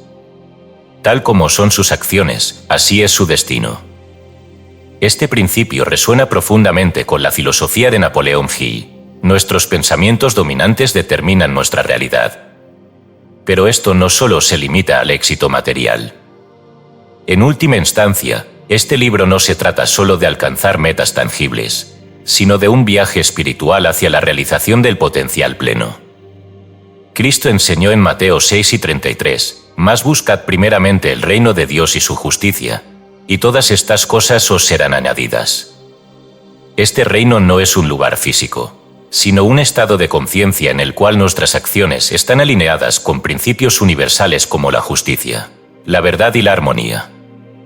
Este estado de conciencia nos conecta con lo divino, y desde ese punto de conexión, nuestras acciones adquieren un poder transformador. El poder de la mente maestra. Hemos hablado de la importancia de la mente maestra, ese principio que Napoleón Hill definió como la unión armoniosa de dos o más mentes trabajando hacia un propósito común. Este concepto es más que una estrategia práctica, es un recordatorio de que no estamos solos en este viaje. Así como el éxito personal requiere enfoque y determinación, el éxito colectivo requiere colaboración, empatía y una visión compartida. Los antiguos textos taoístas nos enseñan, el todo es mayor que la suma de sus partes. Este principio, aplicado a nuestras relaciones y proyectos, nos permite trascender nuestras limitaciones individuales. Al unir nuestras mentes con otros en perfecta armonía, accedemos a una fuente de poder que supera cualquier obstáculo. Es una lección que no solo aplica a los negocios, sino a todas las áreas de la vida, relaciones, comunidad y propósito espiritual. El camino del propósito definido. Uno de los mayores desafíos que enfrentamos en la vida es la falta de dirección. Como se mencionó en el libro, El 95% de las personas no logran alcanzar el éxito porque no tienen un propósito definido. La falta de claridad conduce a la dispersión de energía y la dispersión de energía lleva al fracaso. Pero para aquellos que han aprendido a definir su propósito, el universo conspira a su favor. En palabras de Ralph Waldo Emerson, cuando tomas una decisión, el universo conspira para que ocurra. Esta idea, que puede parecer esotérica, tiene un fundamento práctico. La claridad de propósito enfoca la mente, moviliza recursos y despierta oportunidades que de otro modo pasarían desapercibidas. Esta es la esencia de la ley de atracción, no es magia, sino la manifestación de una mente alineada con su objetivo. Un llamado a la acción. Mientras cerramos este libro, el verdadero trabajo apenas comienza. Como dijo el apóstol Santiago, la fe sin obras es muerta, Santiago 2:17. Todo el conocimiento que hemos acumulado aquí será inútil si no lo ponemos en práctica. La acción es el puente entre nuestros sueños y nuestra realidad. Sin ella, incluso las mejores intenciones permanecen como fantasías no realizadas.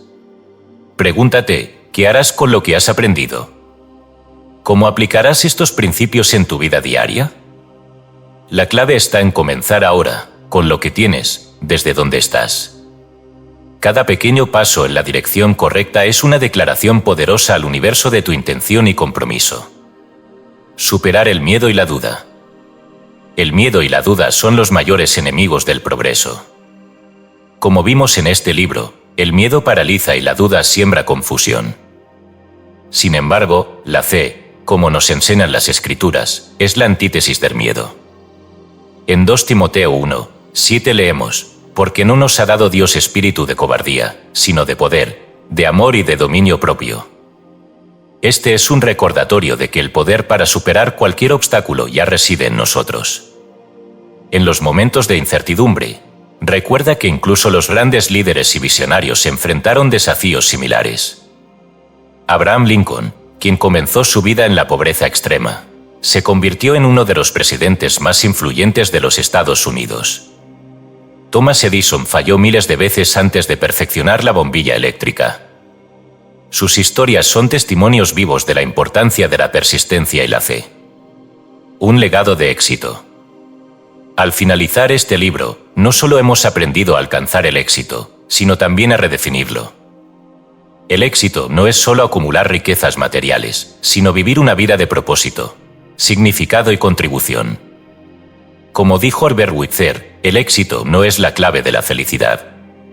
La felicidad es la clave del éxito. Si amas lo que haces, tendrás éxito. Este libro no es el final de tu viaje, sino el principio. Es un mapa que puedes consultar una y otra vez, cada vez con una comprensión más profunda. Su propósito no es solo inspirarte, sino transformarte, para que tú también puedas transformar el mundo que te rodea. El último mensaje. Cerramos con un mensaje de esperanza y empoderamiento. Todo lo puedo en Cristo que me fortalece. Filipenses 4:13. Estas palabras no son solo un consuelo, sino un desafío a vivir con valentía, a perseguir tus sueños con determinación y a enfrentar cada día con la certeza de que estás destinado a la grandeza. El éxito no es una meta distante, sino una elección diaria. La elección de pensar con claridad, actuar con propósito y vivir con pasión.